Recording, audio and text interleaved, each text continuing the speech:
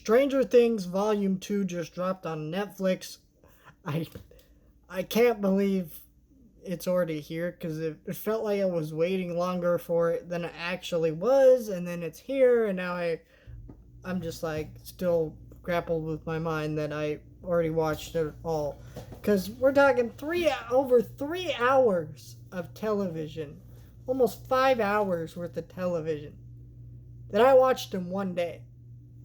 And I gotta say, I am I really love season 4, and I say that as someone who went into season 4 a few years ago. I don't know if this was a year or two ago. I made a video saying I'm done with Stranger Things, and that's because when I reviewed season 3, I really enjoyed the season, but then I kind of got in my own head a little bit, and I was sitting there watching it again, and I'm like, I don't remember any of this. I don't really have interest in rewatching this season, to be honest. This is not something I care about anymore. So I was someone who's like, yeah, I'll see season 4 and watch the show to the end, but I'm no longer going to be excited about the show anymore. Why is my camera? There we go. Can I get that back in there? Sorry about that, guys. My camera zoomed out there. That was weird.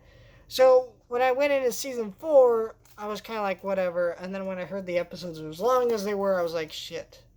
This is probably not going to be fun, but I'll watch it. And that first batch was great. I watched all the episodes, loved them, and they were just so well paced for episodes that are ridiculously long. Okay, we're talking about someone who was up late watching these episodes at midnight and was like, man, I'm up at midnight, might as well watch one episode and go to bed, right? I watched the whole damn first volume in one day and one night, and I went to work the next day with no sleep because I watched that whole thing. And that's what happened with season 4. So I was very pumped for these episodes. The Duffer Brothers said that there was going to be 5 deaths in volume 2, and let's get into the spoilers. I don't really have a lot to spoil. I guess we'll just talk about the way the season ends and some of the deaths. First of all, they didn't lie when they said 5 deaths were going to happen in the season. But what they did lie to you about, well, they didn't lie, they just said there was going to be 5 deaths, is that none of these people were main characters. We knew Eddie died, which he had a great heroic sacrifice. Love that.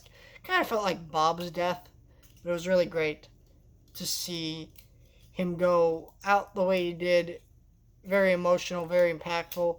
And then all the other people who died, like Christy and stuff, were in volume 1 and then of this season, and then volume 2 it was just Eddie and Papa. Papa died. And Papa's death was really great. It's fine because he went out trying to save Eleven. And what I really liked about the first episode of Volume 2 was that it really enhanced the story of Stranger Things, right? There were all these hints before that Papa was looking for something else that wasn't the Russians, but we all just assumed it was the Russians, right? And now we know more that, no, he was looking for Vecna. And that's really interesting. And it makes me want to go back and watch the other seasons for hints of that, because I feel like there were hints that I didn't notice because, well, I didn't even know I was supposed to be looking for them. Really interesting, right? And that's kind of the way I feel about this and Obi-Wan. I feel like there are elements to the story of this show, this season, and Obi-Wan that enhance my viewing of the other Star Wars movies and the other seasons of Stranger Things and made me want to go rewatch them. And, so that's a sign that you have something really good there, is that when you enhance my viewing enough that I want to watch these things again with that new added context that wasn't there before. And I really enjoyed that in this episode. And then the last episode was great.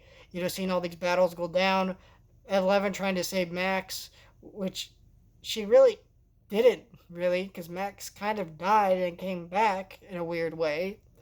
And she's very injured and probably is now permanently blind, which is crazy. I personally don't know why Max is still in the story, because we're heading into the end game. What is Max gonna do? She's blind now and very handicapped. It's like, I don't really know, but I guess I guess it adds fuel to Eleven's story because Eleven's story, she's always went up to this point, and Max was kind of a loss for her. So now she got to regain her confidence and everything, kind of like she did in this season, but again, to really defeat Vecna. Because Vecna wins. He does a little earthquake at the end of the season, destroys all of Hawkins. We see everybody reunite. We see Joyce and all them reunite, and it's kind of one of those weird moments where everybody reunites because they're reuniting. And you're like, this is great, but there's also like, hey, we just had an earthquake and shit's destroyed.